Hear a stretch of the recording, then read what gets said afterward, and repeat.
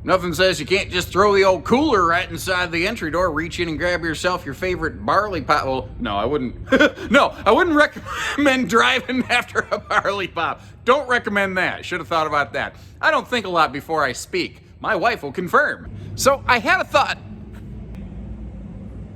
Feeling blue? A trapper keeper called. He wants his paint job back. Sorry, I literally saw something shiny. My brain was like, look at that thing. So, oh no, I forgot what I was gonna say. You ever like walk into the kitchen and you can't remember why? I'll tell you what I like to do. I like to go get something like a colander and put it on my head. Because if I went into that room, I'm sure gonna have a reason for coming out. And I'll tell you, ever since they went to that spaceship front end, Whitehawk really does have a very cool look to it, for my taste anyway. That is a very subjective item. You know what I didn't check? How many sewer outlets does this have? Because that can be a really annoying thing when you have multiple at a camp. Oh, it's all in one. Because we have a forward bathroom and middle kitchen, they can plumb everything together. Yeah, baby. That is the definitely more convenient way of doing things. Now, the underbelly here, it is enclosed. It is forced air heated. Some other work that goes into this basically all boils down to the fact that this is 0 to 100 degree rated, tested, and proven. And what's kind of cool about that is there are not a lot of other things in this exact class and category, like until you get into some of the real big beefy travel trailers that carry that exact same distinction. Now, if you look over on the left, you see the weights and the measures here. Kind of like I talked about a little bit when the video began, the weights on this read as potentially half-ton towable for some really heavy-duty, more capable half-tons. The kind of truck I call a 2/3 ton, which people say, what do you mean 2/3 ton? There is no such thing. No, there's not. But an like max towing, max payload, max trailering half-ton has the weight capacities to handle this thing. But when I start wrapping around this sucker and I have to back up a football field to get this whole thing into this, wide angle view, well, I don't use a wide angle lens, but, cinematographic like viewing frame here, you see why I don't necessarily recommend a half ton. It is long. And if you're not sure what I mean by that, the longer the trailer, the more easy it pushes a vehicle around. Look at how much space from the front tire all the way to the front hitch of the trailer. That can cause a lot of sway. Now, the wide stance axles help. Anti-sway weight distributing hitches are certainly, I think, a necessity for a trailer like this. I don't know that you're necessarily going to like the experience on a half ton though. Now, here's a caveat. If you have very flatland, mild terrain, and your home is like, you camp locally, you just like to get out of the house. Like, some people do that, and there's nothing wrong with that. Some people are like, that's stupid, I have to go away if I camp. Okay, fine, you camp your way, that's cool. What I'm getting at here is if you're gonna go a very short distance, low speeds, just, a quick back road, 20 minutes and you're there, okay, maybe a really heavy duty half ton, you might make that work. But if you're like, no, buddy, I'm gonna go cross country, well, I don't know, man. That seems like you're asking an awful lot over here.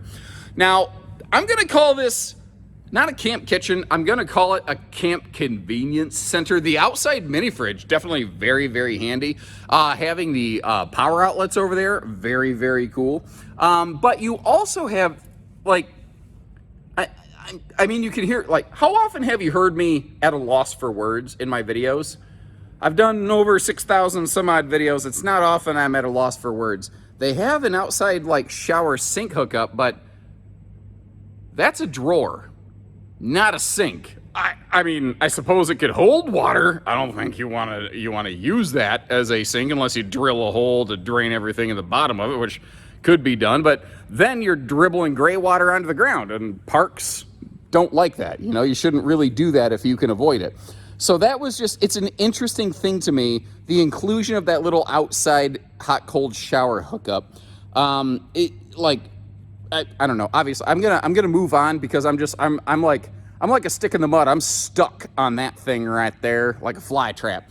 double power awnings. You've got one on the face of the Super Slide, which is actually the larger of the two, and then you have the second awning up front covering the anti-slam entry door. One of the other cool things here is, I think it was last season, it was fairly recently in the history of Whitehawk, they did go to double Asdale walls, just like the Jay Feather Little Brothers. And if you weren't aware, Whitehawk is Jay Feather plus. Anything Jay Feather does, Whitehawk does, and then some. Now, you know, that's a relationship not everybody understands. That's where kind of a dividing line is. I do like where the speakers are located on this one. They're nice and down low. You got outside TV hookup entertainment center. Goodyear tires with that wide stance stability axle system right there with factory TPMS, which is a nice little ditty. Working our way over here, we've also got, which is very handy on a long, large trailer like this, especially considering, you know, you might have some kids sleeping in here. You've got the new quick drop stabilizers with, basically they have their own built-in extra stabilization bar, like a JT Strong Arm, if you know what that is. If you don't, essentially, instead of a single point of stability, it has a secondary point of stability built right into it that you can cinch down to keep the RV from rocking and rolling around. And folks, I'm gonna need your help on this. What is it called when the gas comes out the backside of the RV with the propane hookup right there? Leave me a little note. People that know are gonna know. Anyway, let's get you up top on the roof here. This thing, when it's the size of an aircraft carrier, you have the ability to put a lot of extra solar panels or stuff up there if you are so inclined. Now, today we're looking at the optional 400-watt solar package, one of the more advanced packages they have. By default, no solar is standard on this, but again, Jayco does kind of offer a like a variety, like a host suite of solar packages. They call their Overlander packages.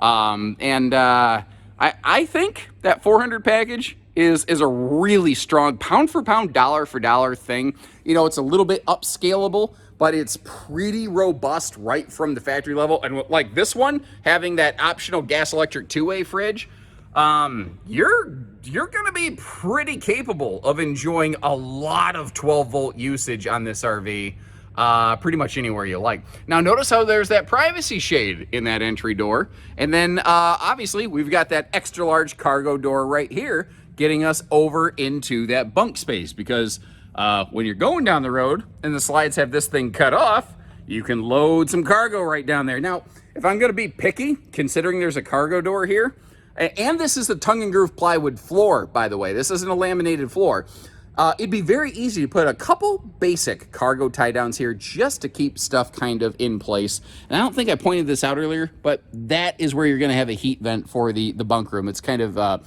easily missed and masked. I like how this is kind of back here in the rear corner of the RV. Simple, basic, not flashy, not over the top, hookup center right there. One other little thing I wanted to point out here. Sorry, you're just getting a flat blank look at the side of this wall as I back up. That is your stovetop vent hood. So when you are cooking inside, you're not cooking yourself, you're just cooking the food. You're exhausting the heat and a lot of the smells of the stuff you're cooking. Now, at the time that this video is releasing, this is a brand new model. I don't even know if it's gone into active production yet. This might be the very first full video of it on the entirety of the internet. I'm not sure, I haven't checked. What I'm getting at is we may not have any in stock yet. So when you check that link that says pricing and availability, might be blank. People might say, Josh, the link doesn't work. The link works, we just may not have anything for our website to show you.